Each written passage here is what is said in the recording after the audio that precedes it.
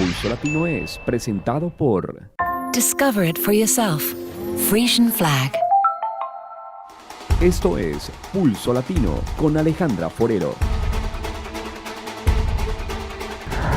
Les damos la bienvenida a todos nuestros televidentes a una emisión más de Pulso Latino. Agradecemos por su sintonía. Se han levantado todo tipo de rumores en cuanto a la situación del Hotel Radisson, en donde el ministro Otmar Oduber indicó que no es un secreto que el hotel tiene 8 años de estar teniendo pérdidas en sus ingresos y su situación financiera no es la mejor. El ministro de Turismo está teniendo conversaciones con las directivas del resort para ver la posibilidad que ellos puedan seguir operando en nuestra isla. El ministro Otmar Oduber se refirió recientemente a un tema del cual se ha levantado toda clase de rumores y polémicas. Esto tiene que ver con la venta del Hotel Radisson. La compañía madre de este hotel, Carl's Group, tomó la decisión de poner al hotel en venta, ya que este reporte tiene algo más de 8 años teniendo pérdidas en sus ingresos y su situación financiera no es la mejor. Por este motivo, sus directivas decidieron poner en venta uno de los hoteles más exclusivos que tiene Aruba. El ministro encargado de la parte de turismo, Otmar Oduber, se está reuniendo con los altos ejecutivos del Radisson para ver qué posibilidades existen para que ellos puedan seguir operando en nuestra isla y así aportar tanto a la economía como al mercado laboral. El mandatario espera en estas reuniones que se llevan a cabo en Estados Unidos poder convencer a los ejecutivos para que la venta no sea la mejor opción y más viable para salir de la crisis financiera que ellos tienen. En un barrio del sur de Bogotá, en Colombia, se presentó un fuerte incendio que asustó a los vecinos del lugar, quienes descansaban en sus hogares. Al parecer, las llamas tomaron más fuerza por el material en que fueron construidas las casas. Emergencia en el barrio Jazmín Occidental de la localidad de Kennedy, en el sur de Bogotá. Habitantes del sector grabaron con sus celulares los angustiosos momentos en que los bomberos controlaban la conflagración con chorros de agua. Yo sentí fue cuando me cayó un baldado de agua del segundo piso y llegué, me desperté y cuando me levanté ya lo único que alcancé a abrir fue el portón nomás y no pude sacar más sino solamente la zorra, me salía en calzoncillo y toda esa vaina ahí. Cerca de 20 personas que descansaban en las dos viviendas fueron alertadas por sus vecinos que desde las casas contiguas trataban de controlar las llamas. Estábamos durmiendo con mi hija apenas se acaba de levantar a pedir el cenito cuando empezó a quemarse toda esa vaina. Debido al material con el que estaban construidas las viviendas, las llamas se propagaron rápidamente y estuvieron a punto de llegar a otros predios. Levanté y le dije a esta parece que nos vamos a quemar y yo salí gritando de para allá con la bebé en los brazos. Dicen los afectados de una de las viviendas que la conflagración comenzó en el patio vecino, donde quemaban papel para espantar a los zancudos. Acá al lado estaban quemando algo antes de que provocaran el incendio, olía a trapo quemado y a lo que después se les prendió toda esa vaina y empezó a quemarse todo eso. 2 viviendas se vieron afectadas por este voraz incendio en el sur de la capital del país. Se habla de por lo menos 5 familias afectadas. Por fortuna no hubo personas lesionadas.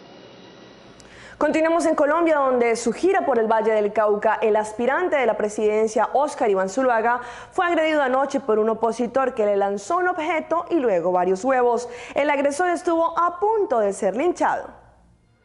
Sucedió cuando Óscar Iván Zuluaga daba su discurso en la plazoleta de San Francisco en el centro de Cali. Un hombre de tez morena de unos 20 años le lanzó un objeto brillante, pero como fracasó en su intento, lo atacó en repetidas ocasiones con huevos. De inmediato los escoltas protegieron a Zuluaga ante la incertidumbre de lo que ocurría. Mientras tanto, entre la multitud, el agresor intentaba emprender la huida, pero los simpatizantes del candidato enfurecidos lo persiguieron hasta alcanzarlo. Algunos intentaron lincharlo, pero la policía lo protegió y lo puso a salvo tras estas rejas de la gobernación del Valle. El aspirante del Centro Democrático tuvo que salir fuertemente escoltado del lugar y por fortuna no resultó lesionado por el objeto brillante. En Perú, un hombre se salvó de morir tras quedar colgado de unos cables en Iquitos. Al parecer se resbaló mientras trabajaba en el techo de un edificio. Veamos estas imágenes. Muchos temían lo peor. Fueron más de 2 minutos de terror los que vivió este hombre conocido como Paisa tras resbalar desde el techo del edificio donde se encontraba realizando sus labores como jardinero.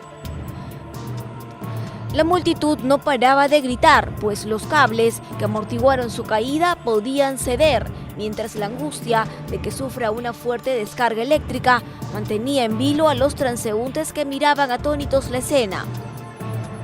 Para su mala suerte, en el inmueble no había nadie, pues esta empresa de transportes fluviales permanece cerrada durante el día.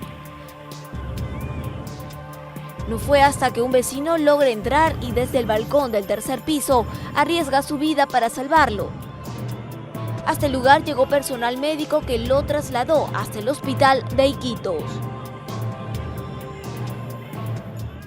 Uno de los proyectos que más ha resaltado el área de San Nicolás seguramente es el Carnival Village, en donde están finalizando los últimos detalles de la primera fase, que contará con nuevas plantaciones en esta área. Después de contar con un excelente festival como el Aruba Kaizen Soca Monarch en el Carnival Village, se está analizando para venir con la segunda fase, que contará con nuevos kioscos de comidas, baños públicos y otras facilidades que le darán aún más vida a este gran proyecto de San Nicolás. El ministro Mike de Mesa junto a su colega el ministro Otmar Oduber estuvieron por el Carnival Village para ver el progreso que se está llevando a cabo allí. Todos podemos recordar que en septiembre del año pasado el gobierno recuperó el espacio que había en el terreno que fue manejado por casi 100 años por la refinería y que estaba destinado para el primer Carnival Village de Aruba. De una vez iniciaron a construir la primera fase de este lugar. En febrero pasado disfrutamos allí del Aruba Kaizen Soca Monarch que se llevó a cabo en el Carnival Village. Después de quedar casi listos con la primera fase, ellos iniciarán con la plantación y así poder finalizar este proyecto. Una vez quede lista la primera fase, iniciarán de inmediato con la segunda, indicó el ministro Mike de Mesa. En la segunda fase serán construidos kioscos que proveerán comida y bebida al público. Fuera de esto, un stage permanente será construido con baños públicos, camerinos especiales para artistas y también habrá un teatro, festival y otras actividades culturales. También un edificio que será construido para los medios de comunicación. Todo esto allí en el Carnival Village. El ministro Mike de Mesa está sumamente contento y satisfecho con los desarrollos que se están llevando a cabo allí. El Carnival Village actuará como un lugar no solamente para las actividades carnavalescas como el Kaizen Soca Monarch, sino también un lugar donde se pueden hacer diferentes actividades y recreaciones como correr bicicleta, montar patineta, caminar o correr. Quitar a los niños de las calles es dejarlos hacer cosas más sanas, según lo indicó el ministro Mike de Mesa. Y un nuevo caso de intolerancia se presentó en las últimas horas en Bogotá. Un joven estudiante de periodismo y ciencias políticas fue brutalmente golpeado cuando intervino para defender a un perro que era maltratado por su vecino. Al parecer, en diferentes partes aún está reinando la falta de tolerancia con estos seres indefensos. Los saludos del occidente de Bogotá, donde se registra un hecho de intolerancia. Un joven estudiante de periodismo fue golpeado por su vecino, al que le llamó la atención por estar golpeando a su mascota. Esta es la historia. Así quedó Felipe Duque Montoya, un joven estudiante de periodismo y ciencias políticas que fue golpeado brutalmente cuando intervino para defender a un perro que su vecino maltrató porque le estaba ladrando a su mascota. Cogió y le empezó a pegar en la cara al perrito. Mi mamá y yo, lo que le dijimos al señor fue: no le pegue al perro. Según relata, el hombre intentó asfixiarlo y se salvó por los gritos de su madre. Yo estaba sosteniendo al perro y protegiendo también al perro, que no le fuera a pasar nada. Y el señor lo que hizo fue darme la vuelta, cogió mi cara, la estrelló contra el piso, me reventó la nariz, tengo una fractura en la nariz, me hizo un chichón acá en esta parte, tengo raspada toda la cara. Asegura que ya denunció el hecho ante la fiscalía. Lesiones personales dolosas y tentativa de homicidio. Sobre el caso se pronunció el subcomandante de la Policía de Bogotá. La Fiscalía emita la orden de captura contra este ciudadano, se captura y se pone a disposición precisamente para que responda por estos hechos. Los médicos le han asegurado a la víctima, a quien resultó golpeado, que tan solo en 2 meses podrá saber cuál va a ser la situación con respecto a la fractura de su nariz. Desde el occidente de Bogotá, Rocío Franco, Noticias Caracol. Comenzó oficialmente a sesionar hoy la Asamblea General de la OEA y Paraguay preside el encuentro, que en la jornada de hoy tuvo como protagonista al canciller venezolano Elías Jagua, quien acusó a sectores de Estados Unidos de financiar planes de sabotaje económico y de magnicidio en Venezuela. El jefe de la diplomacia venezolana destacó los avances en materia social alcanzados en su país, aspectos que él señaló como los detonantes de las intenciones desestabilizadoras que denuncia. Somos el país con menor desigualdad social de la región y el segundo con mayor poder adquisitivo de su población, según el Banco Mundial. Con una inversión social de 551.639 millones de dólares, cifras sin precedentes en la historia de Venezuela, que representan más del 62,5% de los ingresos fiscales. Allí se puede encontrar una de las causas de la virulenta reacción de las élites que antes se apropiaban ilegítimamente de estos altos porcentajes del ingreso nacional. El representante de Nicaragua acusó a fuerzas extranjeras de querer concretar un golpe en Venezuela. Resulta contradictorio que los gobiernos en este hemisferio que más ponen en práctica y desarrollan políticas públicas encaminadas a lograr mayores niveles de desarrollo con inclusión social son los que sufren mayores embates y acciones injerencistas y desestabilizadoras.